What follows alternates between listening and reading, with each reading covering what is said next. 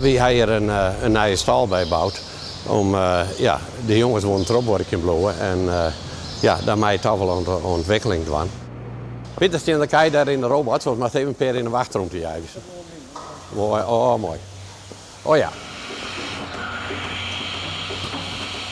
Het is de bedoeling met melk op het ogenblik een liedje 400 koeien.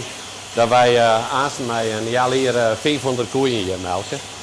Is het dan echt een feestdag? Voor ons dus wel.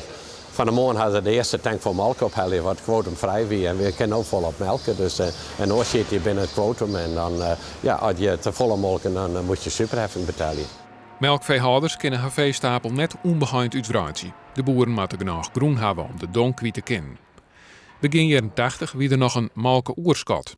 Boeren produceren te volle en dus stelde Brussel een kwotum in. 31 jaar lang binnen boeren behind in haar groei. Dat kwam ik van één op oren dag. Het is niet zo dat de boeren zich op het melkquotum voorbereiden konden.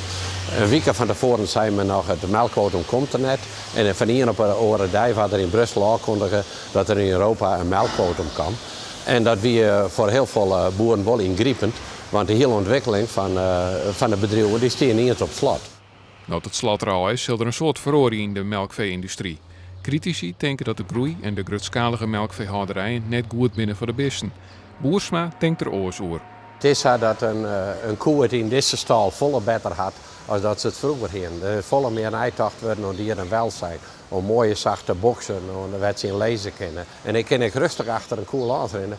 Koeien skop ik haast nooit meer. Dat verbaas ik mezelf een koe, hoe een koe rustiger wordt. Ook de techniek helpt de boer om zijn kei in de gaten te houden. Dit staat er ook voor, een beetje te meedoen.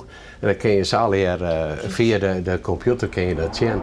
Dus je hebt volle meer controle op het vee.